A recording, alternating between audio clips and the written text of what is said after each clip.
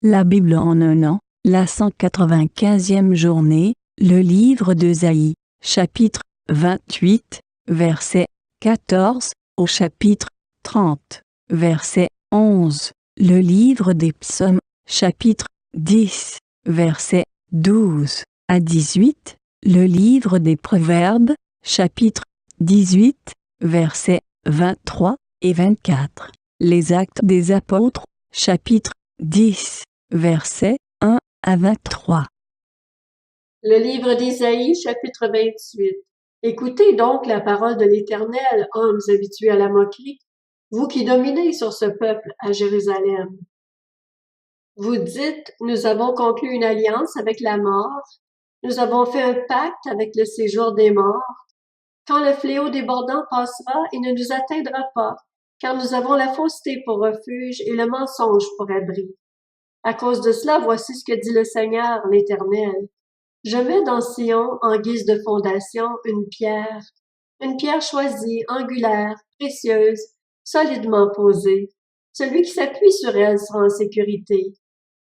J'ai établi la droiture comme une règle et la justice comme un fil à plomb. La grêle balayera le refuge de la fausseté et l'eau inondera l'abri du mensonge. Votre alliance avec la mort sera supprimée. Votre pacte avec le séjour des morts ne tiendra pas. Lorsque le torrent destructeur passera, il vous écrasera. Chaque fois qu'il passera, il vous emportera. Oui, il passera tous les matins, le jour et la nuit, et son bruit seul provoquera la terreur.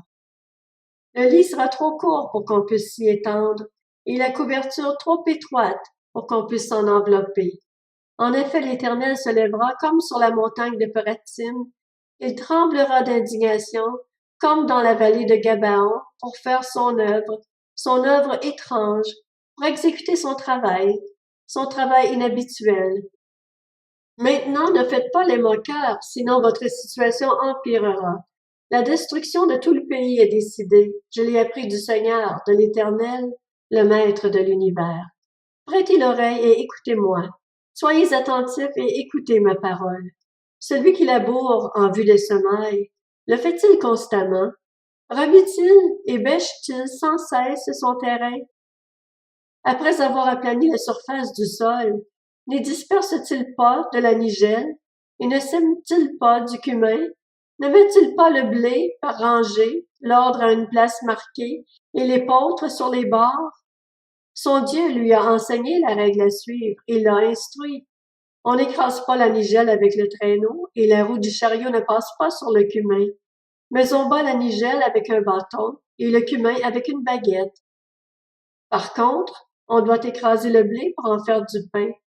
On ne le bat pas indéfiniment. Et si l'on fait passer la roue du chariot et les chevaux dessus, il n'est pas écrasé. Cela aussi vient de l'Éternel, le Maître de l'univers. Il distribue de merveilleux conseils et augmente les capacités de discernement. Le livre d'Ésaïe, chapitre 29. Malheur à Ariel, oui, à Ariel, la ville où David a installé son camp. Ajoutez une année à celle-ci, laissez les fêtes accomplir leur cycle, puis je harcèlerai Ariel. On n'y entendra plus que plaintes et gémissements, et la ville sera pour moi comme une fournaise. De tous côtés j'installerai mon camp contre toi, je t'entourerai de postes armés, je dresserai des retranchements contre toi. Tu seras abaissé au point que tu parleras par terre et que tes propos seront étouffés par la poussière. Ta voix sortira de terre comme celle d'un spectre, et c'est de la poussière que tu murmureras tes discours. Mais tes ennemis seront réduits en fine poussière, cette foule d'hommes violents sera emportée comme de la paille, et cela arrivera tout à coup, en un instant. Tu verras l'intervention de l'Éternel, le Maître de l'univers, accompagnée de coups de tonnerre, d'un tremblement de terre et d'un grand bruit, de l'ouragan et de la tempête, de la flamme d'un feu dévorant. Toute la foule des nations venues combattre Ariel, tous ceux qui l'attaqueront, elle et sa forteresse, et qui la harcèleront, disparaîtront comme un rêve, comme une vision nocturne. Toute la foule des nations venues combattre le mont Sion sera pareille à celui qui a faim. Il rêve qu'il mange avant de se réveiller, l'estomac vide. Elle sera pareille à celui qui a soif. Il rêve qu'il boit avant de se réveiller, épuisé, la gorge sèche. Restez bouche bée, stupéfaits. Collez-vous les yeux et devenez aveugles. Ils sont ivres, mais ce n'est pas à cause du vin. Ils titubent, mais ce n'est pas sous l'effet des liqueurs fortes. En effet, l'Éternel a déversé sur vous un esprit de torpeur. Prophète, il a fermé vos yeux. Voyant, il a couvert votre tête. Toute cette vision est devenue pour vous pareille au mot d'un livre cacheté que l'on donne à un homme qui sait lire, en lui disant « Lis donc ceci ». Il répond « Je ne peux pas, car il est cacheté ». Elle est devenue pareille à un livre que l'on donne à un homme qui ne sait pas lire en lui disant « Lis donc ceci ». Il répond « Je ne sais pas lire ».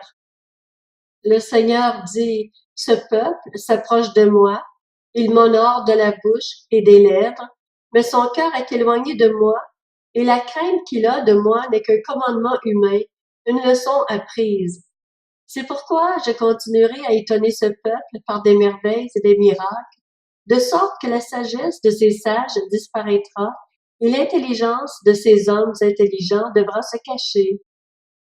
Malheur à ceux qui cherchent à s'éloigner le plus possible de l'Éternel, afin de lui cacher leurs intentions, qui agissent dans les ténèbres et qui disent « Qui peut nous voir? Qui peut savoir ce que nous faisons? Quelle perversité que la vôtre! Va-t-on assimiler le potier à l'argile, pour que l'objet puisse dire de celui qui l'a fait « Il ne m'a pas fabriqué », pour que le vase puisse dire de celui qui le façonne « Il n'a pas d'intelligence ». Encore très peu de temps et la forêt du Liban se transformera en verger, tandis que le verger sera assimilé à une forêt. Ce jour-là, les sourds entendront la lecture du livre et, délivrés de l'obscurité et des ténèbres, les yeux des aveugles verront. Les humbles trouveront de plus en plus leur joie en l'Éternel, et les plus pauvres de l'humanité seront remplis d'allégresse grâce au Saint d'Israël. En effet, l'homme violent ne sera plus là, le moqueur aura disparu. Ils seront éliminés, tous ceux qui n'attendaient qu'une occasion pour faire le mal, ceux qui condamnaient un homme pour un mot, tendaient des pièges à celui qui défendait sa cause à la porte de la ville, et écartaient le juste par des accusations sans fondement. C'est pourquoi voici ce que dit l'Éternel, lui qui a racheté Abraham à la famille de Jacob. Désormais Jacob ne rougira plus de honte, désormais son visage ne pâlira plus. En effet, lorsque ses enfants verront ce que j'accomplirai au milieu d'eux, ils reconnaîtront la sainteté de mon nom. Ils reconnaîtront la sainteté du Saint de Jacob et redouteront le Dieu d'Israël. Ceux dont l'esprit s'égarait sauront ce qu'est l'intelligence, et les protestataires se laisseront instruire. Le livre d'Ésaïe, chapitre 30. Malheur aux enfants rebelles qui forment des projets en me tenant à l'écart, déclare l'Éternel, et qui concluent des alliances sans se laisser inspirer par moi, accumulant ainsi péché sur péché. Ils descendent en Égypte sans me demander mon avis, pour chercher refuge dans la protection du Pharaon et s'abriter sous l'ombre de l'Égypte. La protection du Pharaon tournera à votre honte, et l'abri trouvé sous l'ombre de l'Égypte à votre humiliation. En effet, ses ministres sont à Tsoan, et ses messagers ont atteint Anès. Tous se couvrent de honte à cause d'un peuple qui ne leur sera d'aucune utilité, ni pour les secourir, ni pour les aider, mais qui fera leur honte et leur déshonneur. Message sur les bêtes du Negev. À travers une région de détresse et de désarroi, patrie de la lionne et du lion, de la vipère et du serpent volant, ils portent leur richesse à dos d'âne, ils portent leur trésor sur la bosse des chameaux, pour les donner à un peuple qui ne leur sera d'aucune utilité. En effet, le secours de l'Égypte est illusoire et creux, c'est pourquoi je l'ai appelé le monstre au repos. Maintenant, viens écrire cette parole devant eux sur une table et enregistre-la dans un livre, afin qu'elle reste comme un témoignage éternel pour les jours à venir. En effet, c'est un peuple rebelle. Ce sont des enfants menteurs, des enfants qui ne veulent pas écouter la loi de l'Éternel. Ils disent aux voyants, « N'ayez pas de vision. Aux prophètes, ne nous révélez pas de vérité. Dites-nous des choses flatteuses, révélez-nous des chimères. Détournez-vous du bon chemin, écartez-vous du bon sentier, cessez de nous confronter au sein d'Israël. Le livre des Psaumes, chapitre 10. Lève-toi, Éternel, ô Dieu, interviens, n'oublie pas le malheureux. Pourquoi le méchant méprise-t-il Dieu? Pourquoi dit-il en son cœur que tu ne punis pas? Tu vois cependant leur peine et leur souffrance, tu regardes pour prendre en main leur cause. C'est à toi que le malheureux s'abandonne, c'est toi qui viens en aide à l'orphelin. Brise la force du méchant, punis sa méchanceté, et qu'il disparaisse à tes yeux. L'Éternel est roi pour toujours et à perpétuité. Les autres nations disparaissent de son pays. Tu entends les désirs de ceux qui souffrent, Éternel. Tu leur redonnes courage. Tu prêtes l'oreille pour rendre justice à l'orphelin et à l'opprimé, afin que l'homme tiré de la terre cesse d'inspirer de la crainte. Le livre des Proverbes, chapitre 18. Le pauvre parle en suppliant, mais le riche répond avec dureté. Celui qui a beaucoup de compagnons les a pour son malheur, mais il y a des amis plus attachés que des frères. Actes des apôtres, chapitre 10. Il y avait à Césarée un homme appelé Corneille qui était officier dans la troupe romaine appelée cohorte italienne. Il était pieux et craignait Dieu avec toute sa maison. Il donnait beaucoup d'argent au peuple et ne cessait de prier Dieu. Vers 3 heures de l'après-midi, il vit clairement dans une vision un ange de Dieu entrer chez lui et lui dire « Corneille !» Il fixa les regards sur lui et, rempli de crainte, répondit « Qu'y a-t-il, Seigneur ?»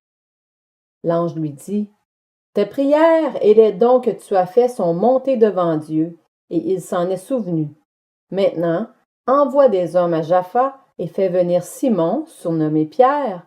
Il est logé chez un certain Simon, un tanneur, dont la maison se trouve près de la mer. » Dès que l'ange qui lui avait parlé fut parti, Corneille appela 2 de ses serviteurs et un soldat pieux parmi ceux qui étaient attachés à son service. Il leur raconta tout ce qui s'était passé et les envoya à Jaffa. Le lendemain, alors que ces hommes étaient en route et qu'ils approchaient de la ville, Pierre monta sur le toit vers midi pour prier.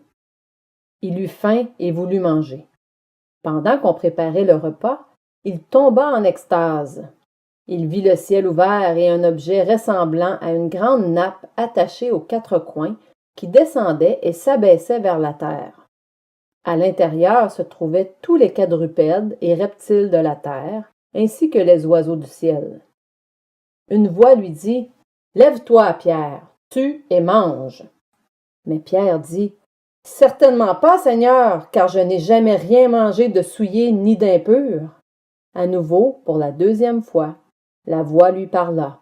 « Ce que Dieu a déclaré pur, toi, ne le considère pas comme impur. » Cela se produisit 3 fois, et aussitôt après, l'objet disparut dans le ciel. Pierre restait perplexe sur le sens de la vision qu'il avait eue. Pendant ce temps, les hommes envoyés par Corneille avaient demandé où était la maison de Simon. Ils se présentèrent à la porte et appelèrent pour savoir si c'était bien là que logeait Simon, surnommé Pierre.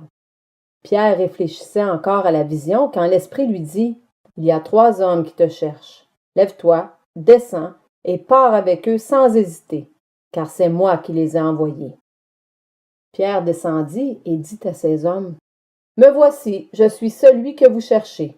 Quelle est la raison qui vous amène ici? » Ils répondirent « L'officier romain Corneille est un homme juste et craint Dieu. Toute la nation des Juifs lui rend un bon témoignage.